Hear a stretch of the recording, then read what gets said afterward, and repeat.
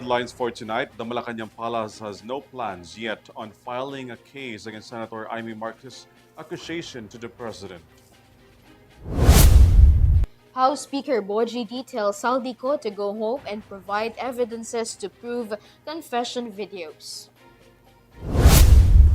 The Palestinian government asserts help for the Philippines to release Houthi-held captive Filipino seafarers. Quiapo Church and Manila LGU prepare public advisories for the Translation 2026. And ousted Bangladesh Prime Minister faces death penalty over crimes against humanity.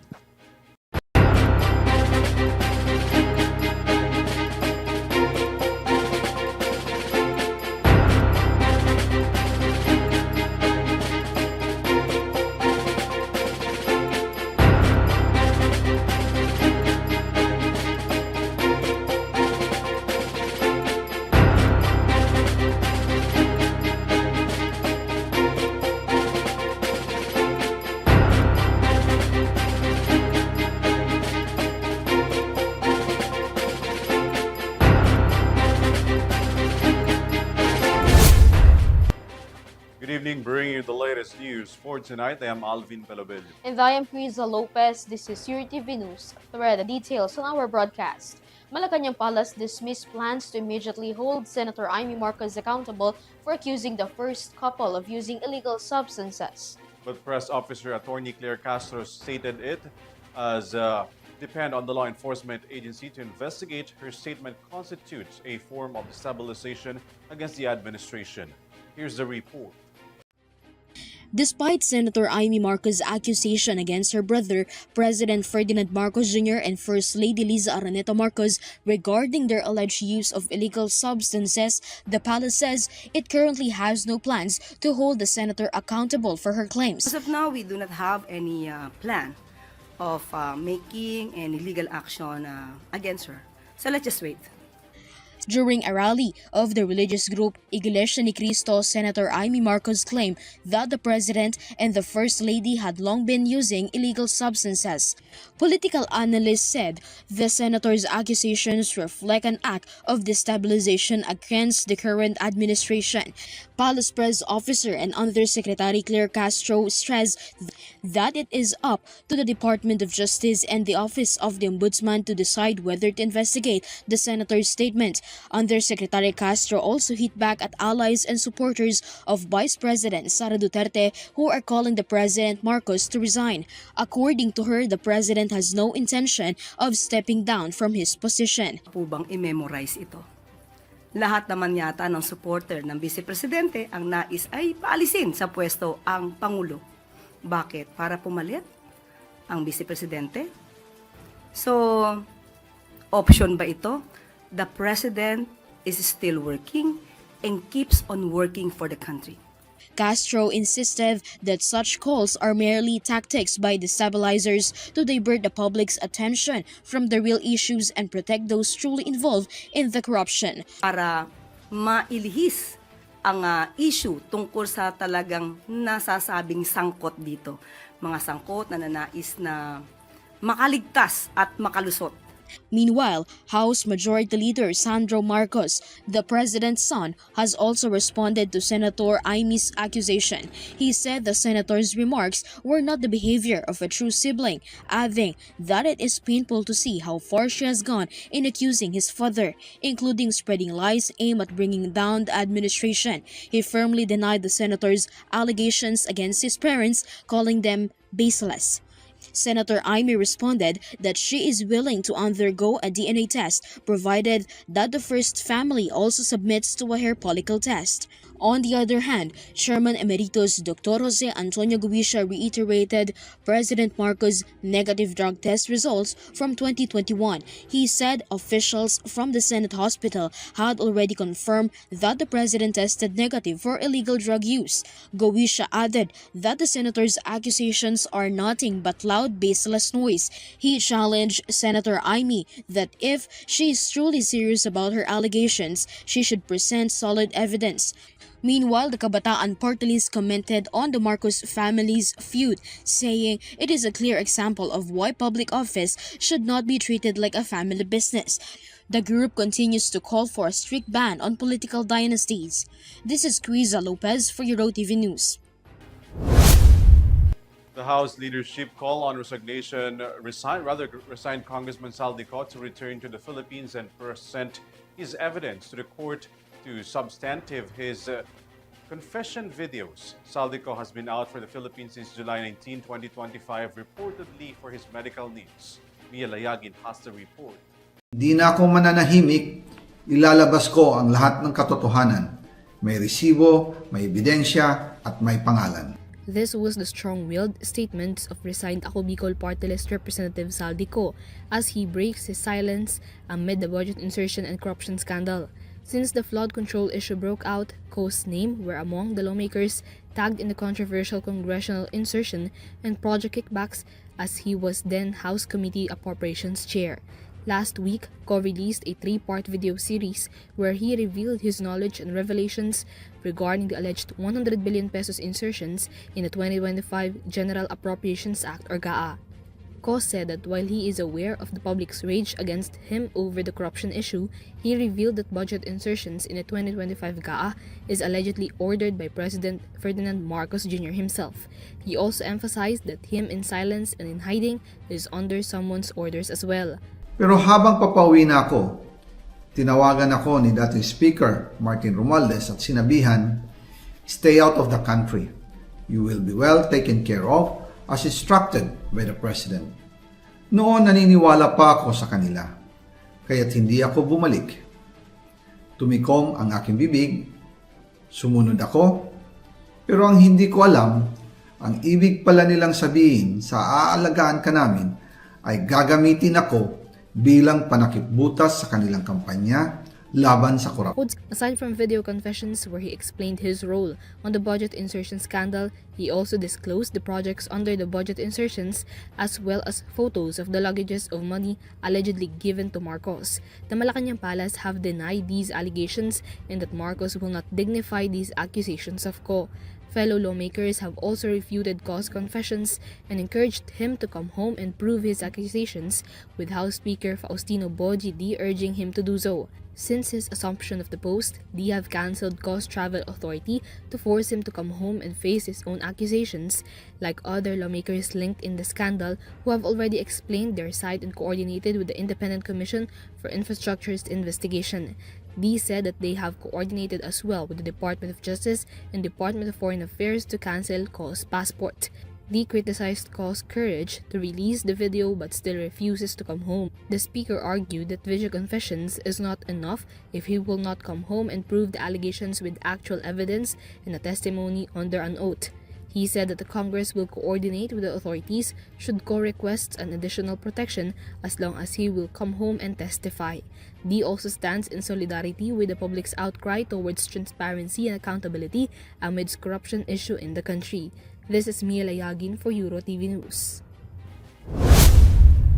Meanwhile, the armed forces of the Philippines vehemently denied claims that the military was bought or compromised, stressing that a video uploaded by Cavite Representative Kiko Barsaga showing former Speaker Martin Romualdez and resigned Congressman Saldico and AFP Chief General Romeo Bronner Jr. on a phone call discussing the increase in soldiers. Henry Nicolas with the report.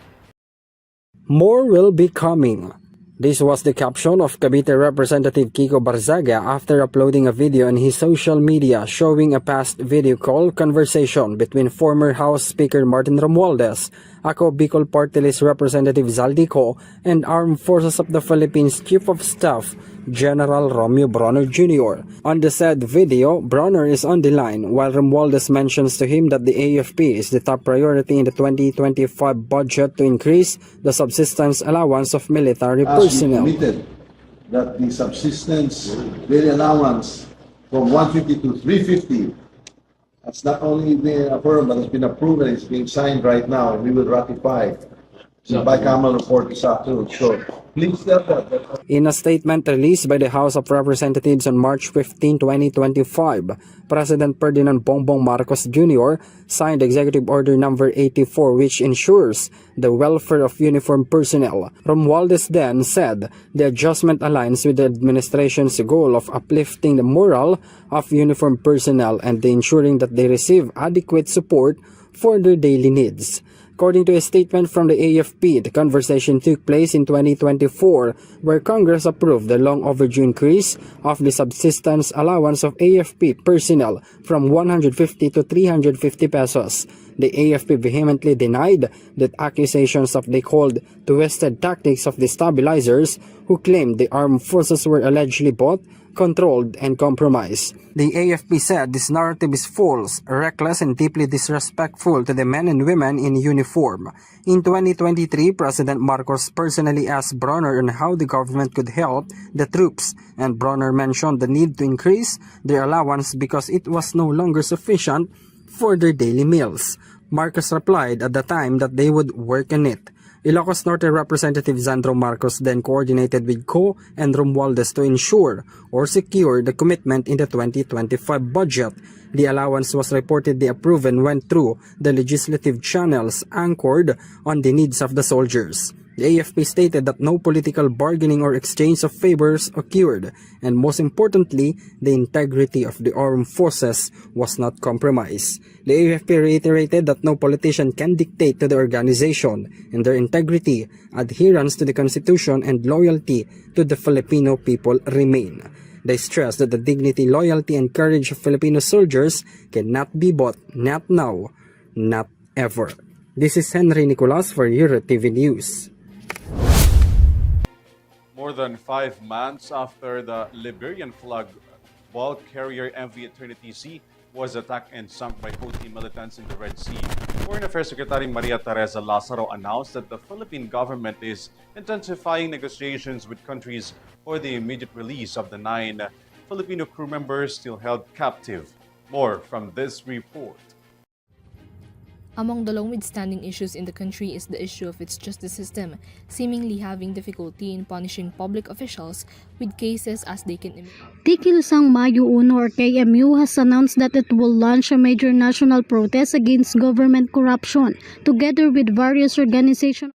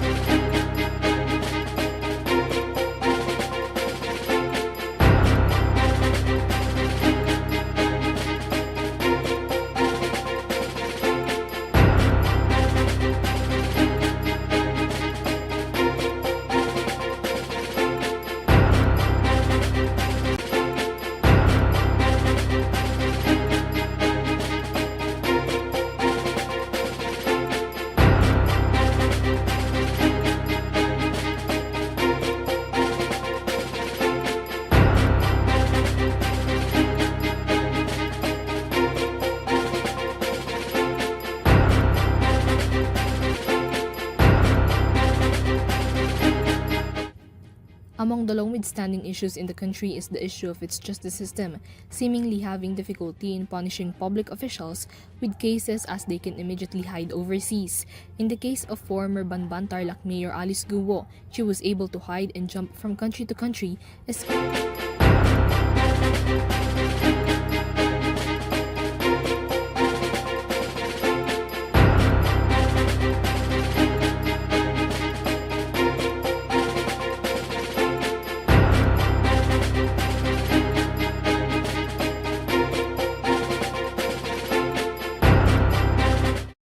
It was July 2025 when Houthi militant group attacked Liberian flag bulk carrier in the Red Sea. The ship sank and the Houthis took 9 Filipino crew members aboard. More than 5 months have passed since the incident, And amid the ceasefire between Gaza and Israel, the Philippine government continues to negotiate with mediators for the extraction of the Filipino seafarers. This was emphasized by Foreign Affairs Secretary Maria Teresa Lazaro during the bilateral meeting with Palestinian Foreign Affairs and Expatriates Minister Varsin Agabikian Shaheen in the Philippines. According to Lazaro, they are in good communication with the countries, and the Philippines hopes that there will be a good developments in the status of Filipinos that held captive by the Houthis.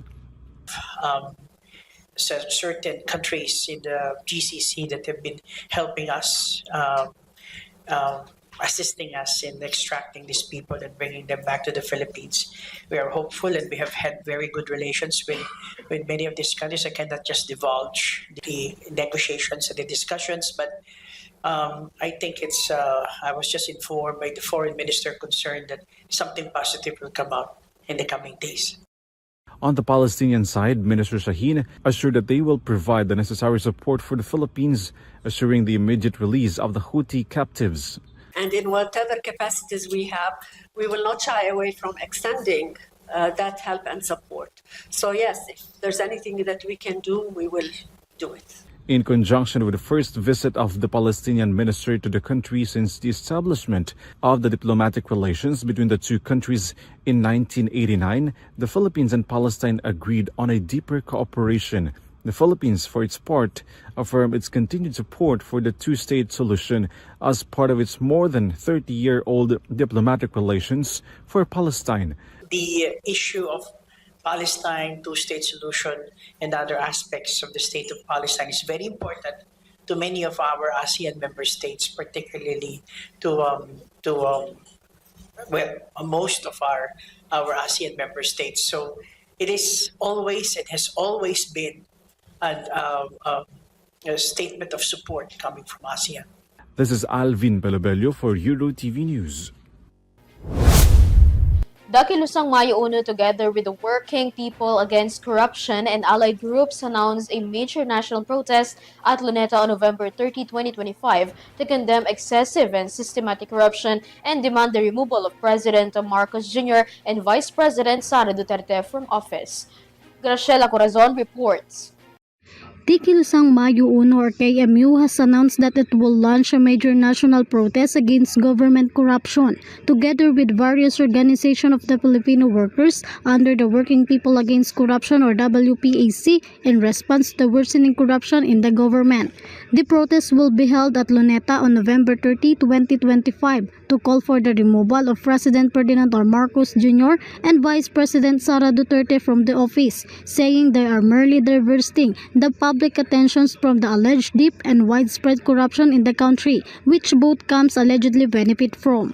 KMU aims to condemn what it described as excessive and systematic corruption in the government and to call for accountability and transparent governance. According to Ruby Bernardo of the Alliance of Concerned Teachers, education personnel and future teachers stand united, saying the situation in the country has become unacceptable while students continue to struggle and make sacrifices at those allegedly involved in irregularities remain in power. Naman po ang serbisyo na para sa taong bayan ay ginagawang negosyo ng mga nasa gobyerno at para maglingkod para sa iilan. Kasama po yung serbisyo sa edukasyon. Ibig kong sabihin, hindi pa pinag-uusapan yung pagiging profesional ng ating mga guro dahil hindi rin po kami nakakalimot dito sa BBM din o barak barya-barya at makunat na ibinigay na at pinagmamalaki na dagdag kasahod ni Pangulong Marcos kung saan 50 pesos kada araw ang binigay sa ating mga kaguruan. Habang may mali-mali pa, bilyon-bilyong piso ang nasa korupsyon na nakikita natin sa araw-araw na nanonood tayo sa television at mga hearing. She added that under the administration of President Marcos and Vice President Sara Duterte, education personnel attest that the crisis in the education sector has deepened, pointing not only in the widespread confidential funds of the Department of Education but also to the distribution of the substandard learning materials left of them. At Duterte, malinaw po na mas lalong lumala yung krisis sa edukasyon para yung benepisyo ng ating mga guro. At kami po ang mga pagsasabi na sa pagpipilian, kung may multiple choice yan between Marcos Jr. at Sara Duterte, none of the above po talaga. Dahil bilang President Secretary, wala po itong naging malinaw na track record bilang Secretary of Education. Ang malinaw na legacy nito ay ang laganap na confidential fund, mga bulok na mga laptop na nasa loob ng warehouse, mga bulok na feeding program, maraming flag doon sa COA report at napakarami pang forma ng korupsyon. Aside from the November 30, 2025 rally, they also called on the education sector for support and planned strike on November 28 to demand funding for education, salary increase, and other needs. Meanwhile, Eliazar Suboski from the Lung Center of the Philippines Employees Association said that many benefits have still not been provided to their workers by the government. He added that if the fund had been allocated to hospitals instead of the substandard projects, many more patients could have been treated and assisted. Ay nakikiisa sa panawagan ito na mag-resign kagyat si Bongbong at si Sara Duterte, 10 ng mga tiwaling korap sa gobyerno. Kapag sa 3 taon pong pamumuno ni Marcos at Duterte, kami po sa hanay ng health workers ay walang natala. In fact, nung panahon po ng pandemic, kami po yung mga naging bayani. Subalit, nung panahon ni Marcos, kami po ay kinalimutan. Marami pong benepisyo ang hindi pa ibinibigay ngayon. At laganap din po ang mga contractual sa aming mga pagpapitong ospital. Wala pong mga pasyenteng natutulungan dahil ang pondo nandun lahat sa flood control. Filipino workers, WPAC, KMU, and other allied groups are expected to gather at Luneta for a major rally aimed to highlighting demand for accountability, fighting corruption, and establishing a genuine government. The group also encouraged the public to join the protest action in pursuit of accountability and justice for the nation. This is Graciela Corazon for Eurotv News. Senate President Vicente Tito Soto raised concern over the rampant online selling of herbal medicine that induces miscarriage. According to Food and Drug Administration or FDA, a certain serpentina tablet has only been registered as a food supplement. More from this report. Senate President Tito Soto expressed concern over the growing presence of abortion pills on social media and other online selling platforms during Monday's Senate plenary session, discussing the Department of Health's 2026 budget amounting to 391 billion pesos. Soto asked Senator Pia Cayetano about the legality of the product serpentina with Food and Drug Administration or FDA. According to Soto, aside from reported cases of miscarriage, women who took serpentina also experienced multiple organ damage. Kasi aside from the miscarriage, women who used serpentina to induce bleeding has been admitted to the hospital due to multiple organ failure or coagulopathy, leading to their demise. Cayetano confirmed that the FDA approved the use of serpentina. She said serpentina is registered as a food supplement with the FDA. What it means when you register a product as a food supplement is actually there is no approved therapeutic claim. So there's a statement there that says that there is no approved therapeutic claims. However, the product is being promoted as a cure for hypertension, headaches, and other ailments. That it is being used as a, I guess, as an Abortifacient. Yeah. And so that is what they call off-label use. Na because it is being promoted for headaches and the like, and yet I don't know how, but for some reason, some people get their hands on it and are using it for another cause. And now, as His Honor has correctly pointed out, if it's being used in abortifacient, then it's not meant to be. The FDA said it will follow the Senate's recommendation to issue an advisory stating that serpentina must not be used for abortion. But Soto argued that issuing an advisory is not enough. He stressed that the DOH and FDA must strictly monitor the spread of herbal medicines and supplements that pose health risks to the public. The Senate President emphasized that openly selling food supplement that cause effect on pregnancy is a crime, especially those that induce miscarriage. The FDA, through the DOH, through the FDA, must monitor this adverse effects of these herbal medicines or supplements. Under the Philippine Constitution, abortion is illegal. The state has the responsibility to protect the life of the mother and the life of the child even while still in the womb. This is KRIZZA Lopez for Eurotv News. The Manila Local Government Unit reported that the traffic flow around the Quirino Grandstand and Luneta Park has returned to normal following the two-day INC rally calling for transparency and accountability. Vanessa Cleophas has more.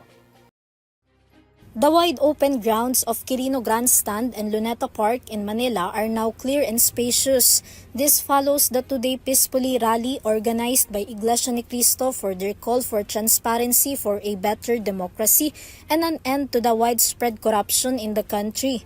According to a post shared by the Manila LGU, the tents set up by INC members used as their temporary shelter over the past 2 days during the event have already been taken down. Vendors around both locations have also cleared out along with the police and security personnel previously deployed in the area.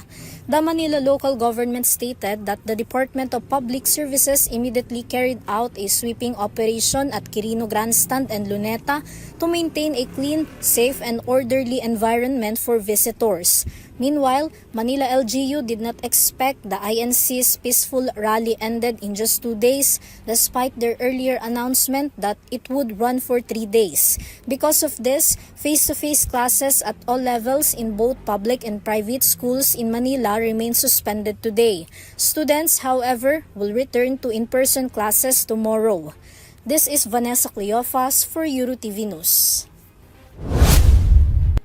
Cavite 4th District Representative Kiko Barzaga filed a bill aimed at promoting transparency in the travel plans of congressmen and preventing lawmakers accused in an ongoing investigation from leaving the country. Mia Layagin returns with the report. Among the long-withstanding issues in the country is the issue of its justice system, seemingly having difficulty in punishing public officials with cases as they can immediately hide overseas. In the case of former Banban Tarlac Mayor Alice Guo, she was able to hide and jump from country to country, escaping ongoing cases in the Philippines regarding illegal pogo operations and questions on her nationality. It was almost the same for former Congressman Arnie Teves, who was brought back to the Philippines just this year with 2 years into hiding amid cases as alleged mastermind behind the 2023 Degamo killing. The most present example is resigned Ako Bicol Party List Representative Saldico, who have been outside the country since the issue of flood control and budget insertion scandals sparked mid of the year. Despite confession videos to clear his name, Ko still refuses to come home due to fear and threats on his life. These incidents and possible similar ones in the future urged Cavite 4th District Representative Francisco Kiko Barzaga to push for a travel transparency law for lawmakers. In a speech, Barzaga said that this proposed law aims to publicize travel transactions and activities of lawmakers to prevent them from hiding. The concept of accountability cannot be applied to someone who may easily escape justice without a trace, and easily retreat into hiding in a foreign country outside the scope of our justice system, like former Congressman Zaldico. Barzaga noted that the flood control anomalies have also revealed the issue with the country's justice system. He believes that it is within the public's right to know where the lawmakers they entrusted their votes go and travel. Presently, Barzaga is seeking support for the proposed law he is set to file before the Congress. This is Mia Layagin for Eurotv News. The Quiapo Church and the Malilan local government have started preparations for the historic 2026 Feast of the Black Nazarene celebration. Mayor Isko Moreno assures the public that authorities will be deployed in different areas. Vanessa Cleophas returns. Less than 2 months left before the 10-day celebration of the Feast of the Nazarene 2026, which will run from December 31, 2025 to January 9, 2026, Quiapo Church and the Manila City Government have begun issuing reminders for all devotees who will attend and take part of the annual festivities and the highly anticipated Traslasyon. Among the reminders is the continued prohibition on devotees climbing onto the andas during the procession.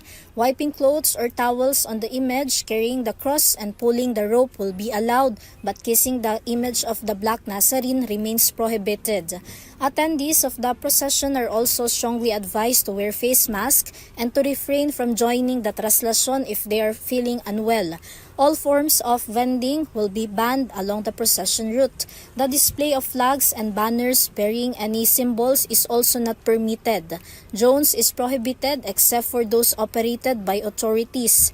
The church has likewise released the list of activities from December 31 to January 9, which include the Thanksgiving procession, barangay masses, fiesta masses, pahalik, and the Thanksgiving Mass.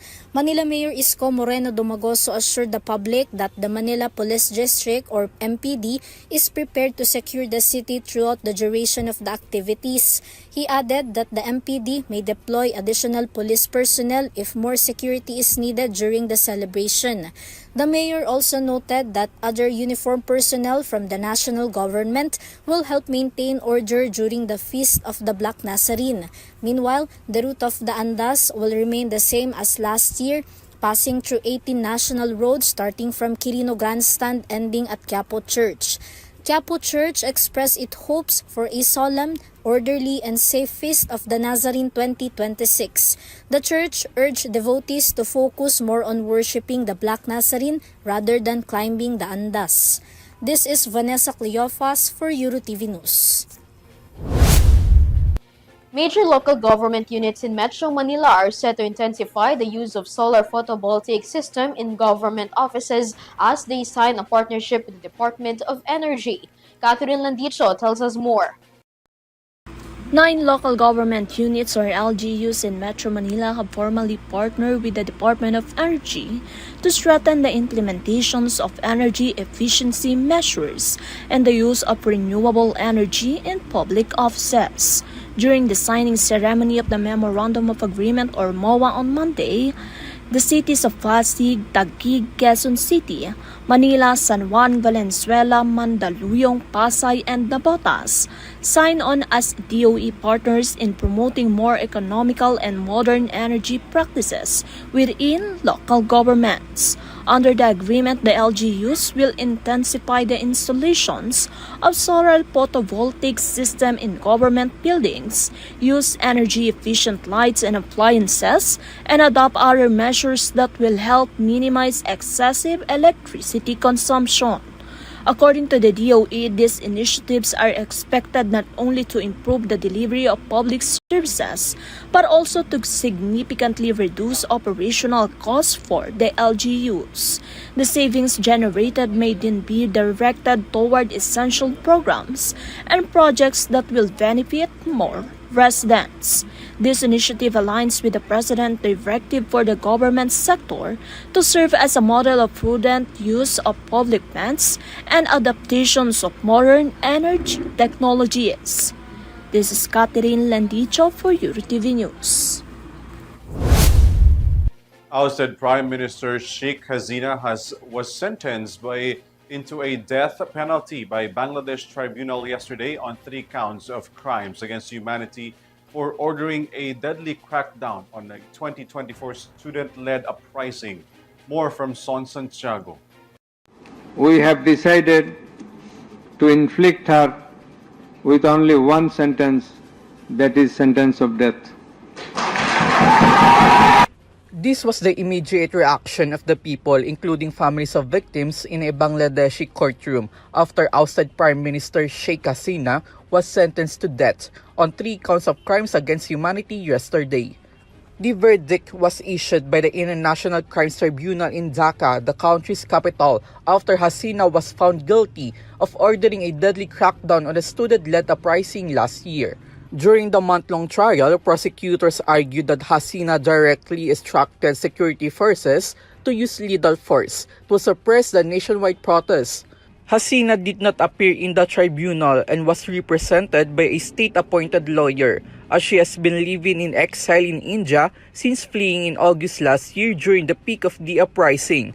The crisis began in July 2024 when students launched nationwide demonstrations over what they describe as an unfair public sector job quota system.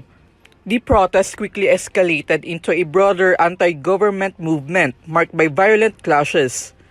A United Nations assessment later estimated that up to 1,400 people may have been killed during the unrest, with hundreds more injured across the country. The tribunal found Hasina guilty of 3 counts of crimes against humanity, particularly incitement, ordering killings, and failing to prevent atrocities. On the other hand, Hasina described the verdict as biased and politically motivated, denying all events. Meanwhile, the Bangladeshi government has formally requested India to extradite the former prime minister. India acknowledged the ruling but has not provided any further details regarding the request. Under Bangladeshi law, Hasina cannot appeal the verdict unless she surrenders or is arrested within 30 days of the judgment. This is Son Santiago for Eurotv News. In Filipino culture, rice is always present at every meal. Thus, it is not surprising that a Philippine rice variety, Dinorado, has won the silver prize at the World's Best Rice Awards 2025. Details on Catherine Landicho's story. A Philippine-developed rice variety, Dinorado, bought major recognition at the recently concluded World's Best Rice Awards 2025. The Department of Agriculture Philippine Rice Research Institute, or DA-PhilRice, announced the achievement through its official Facebook page. Dinorado placed second to rice varieties from Vietnam and Cambodia during the World Rice Conference held in Phnom Penh, Cambodia from November 7 to 9. Entries were judged based on aroma, taste, texture, and grain shape. Chef Robert Nieto, popularly known as the Chef Buttercup, and currently regarded as the Lord of Rice, served as the head judge of the competition. Dinorado, also known as the PhilRice Bread NSIC RC218SR or Mabango 3, won due its soft texture, aromatic quality, and superior grain appearance. This is Catherine Landicho for Eurotv News. Due to the major anti-corruption protests in the Philippines, the fan meet event for Korean actor Lee Jung-suk has been called off. The management expressed their apologies to the fans and crew staff. So, Sam Martos has the news. The cancellation of the upcoming fan meeting of South Korean actor and model Lee Jung-suk for his tour in the country titled With Just Like This has been confirmed. In a social media post by Ace Factory official, they released a notice of cancellation for Jung-suk concert. They apologized to all the fans due to unforeseen circumstances, stating that it was because of a scheduled rally happening at the same time as the concert. The agency said that the decision was made after careful consideration for the safety of their artists, the fans, and the crew who made up the concert.